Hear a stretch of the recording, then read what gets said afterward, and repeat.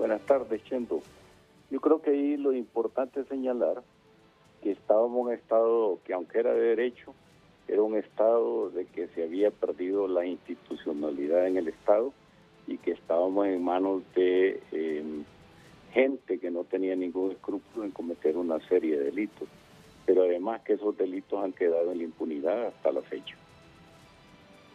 Sí, ¿en qué momento, abogado Disco Avarías, fuimos perdiendo el país para entrar un estado prácticamente de indefensión para ciertos sectores de la sociedad y un beneficio que hoy, cada día que estamos escuchando estos testigos, nos está sorprendiendo más? Y le digo esto porque usted en su momento formó parte de la estructura del Poder Judicial, pero hay quienes piensan que a pesar de las dificultades del país, en el siglo pasado se legisló y se operó mejor. Sí, en las últimas 2 décadas la clase política se llenó de una serie de actores que no les importaba la forma como llegar al poder. Las ambiciones de ellos eran tan extremas que como aquí las cosas podían pasar sin que pasara nada, entonces decidieron ellos gobernar. Y esta gobernanza no se aparta de todos los partidos políticos. Si usted ve en estas declaraciones de los testigos que están rindiendo su declaración en los Estados Unidos, están saliendo de todos los partidos políticos. Y no nos extrañe que así fue, porque las campañas políticas se volvieron muy onerosas y entonces la gente quería llegar a alcanzar la administración del poder público de cualquier manera y ya no les importaba comprometerse al Estado o comprometerse a ellos mismos, con el sentido de que no iba a pasar nada. Finalmente ha sido Estados Unidos, abogado Disco Avarías, que ha entrado en este proceso de castigo a un delito que por años se mantuvo bajo impunidad en nuestro país. ¿Qué mensaje nos están mandando al sistema de Honduras? Y cuando me refiero al sistema es a toda la estructura de país, de Estado, porque aquí se está involucrando a la propia clase política, a ciudadanos que han ostentado los más altos cargos de la nación. Sí, primero yo creo que se han dado 2 circunstancias. En primer lugar, afectó a la sociedad americana. El sistema de salud pública en los Estados Unidos se ha visto en grave situación. La cantidad de gente que depende de la droga es fuerte, no solo de la cocaína, primero fue de la marihuana y después con otros tipos de medicamentos que están afectando y que están poniendo a la sociedad americana en precario. Y cuando ya se ve afectada la salud de los ciudadanos americanos, si usted se fija, no les interesa tanto el tema de la corrupción. Ellos se interesan por el tema del tráfico de drogas y la forma, cómo se ha conspirado para que esas drogas desde el poder puedan llegar a donde ellos.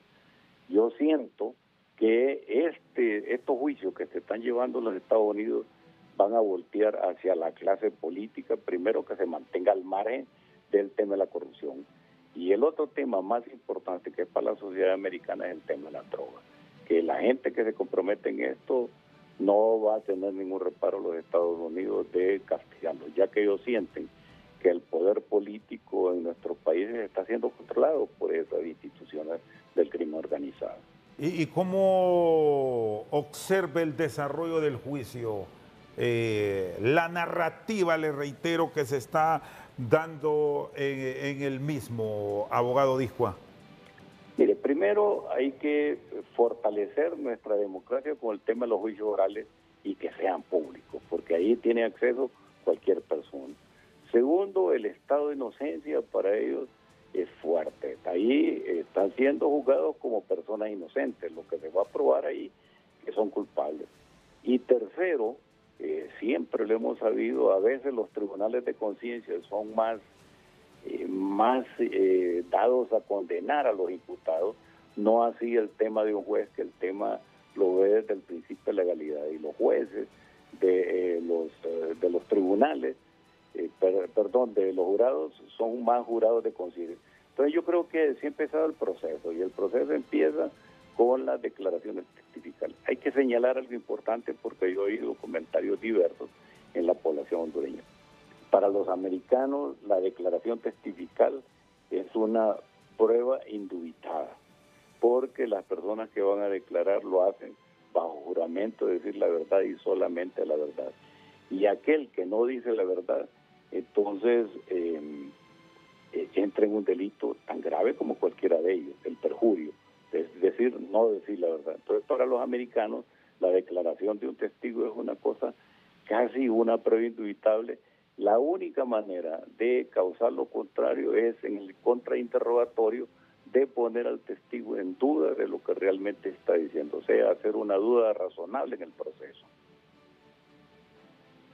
Elemento clave, abogado, que la ciudadanía lo debe tener claro cuando escuchamos estos testimonios de personas que algunos de ellos fueron extraditados, otros se presentaron o se entregaron a la justicia de los Estados Unidos para seguir un proceso por delitos de conspiración, que es el que provocó una reforma en las leyes de Estados Unidos para perseguir este delito de la narcoactividad, porque algunos estudiosos nos han recordado que le resultaba muy complejo a la justicia estadounidense castigar directamente por este delito, pero sí por una conspiración, por la asociación que se hace de hechos, y aquí pesan mucho. Bueno, el testimonio es la clave.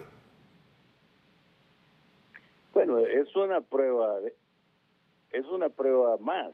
Recuerde que hay prueba documental, hay prueba de teléfonos celulares, de vaciado de teléfonos celulares.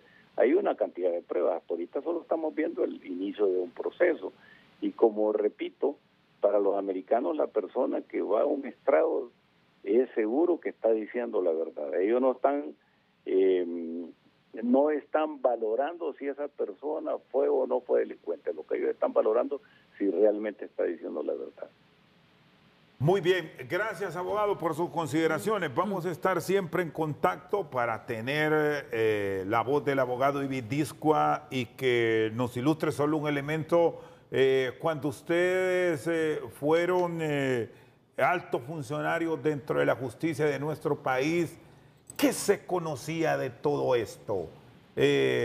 Se presentaban informaciones sobre acontecimientos que se estaban dando que no cuadraban dentro de una verdadera administración sana de país, o efectivamente eran tiempos en que todavía teníamos un país que se podía manejar. Bueno, recuerde que yo fui juez hace como 25 años. De aquella fecha ahora se fortalecieron el crimen organizado. En aquel momento se hablaba de robo de vehículos y se hablaba de una especie de delitos menores. Incluso nosotros llegamos a conocer delitos donde fueron involucrados miembros de las Fuerzas Armadas y algunos fueron condenados y otros fueron sobreseídos. De esa fecha para acá, la clase política fue una clase política que se puede decir bien joven y que tenía enorme entusiasmo de alcanzar algunos niveles que se tardan años en alcanzar. Yo, por ejemplo, puedo citar algunos colegas. Yo tengo 45 años en el ejercicio de la profesión y nada comparado con colegas que tienen 10 años y amasan enorme fortuna, y no es ni en el ejercicio de la profesión, sino en actos ilícitos. Entonces, esas son las grandes diferencias que se dan. En el pasado, la gente tenía cierto temor. De 2 décadas para acá, la gente perdió el temor porque no pasaba nada. Cuando se mencionan hechos en donde se involucran abogados, personas que están en nuestro país, ¿cómo debe ser el actuar de los entes, tanto a nivel de fiscalía como de justicia en nuestro país? Si usted recuerda, hace unos 30 años atrás no existía el Ministerio Público como existe ahora. El Ministerio Público tiene la exclusividad de la acción penal. No tiene ninguna restricción, no tiene todas las facilidades para incoar acciones contra posibles personas que han cometido delitos y no lo hacen. Creo que hemos perdido valores. El Ministerio Público ha dado los resultados que nosotros tenemos, que son pobres, y tiene que ser otra justicia que tiene que juzgar estas cosas que nos corresponden a nosotros hacerlo.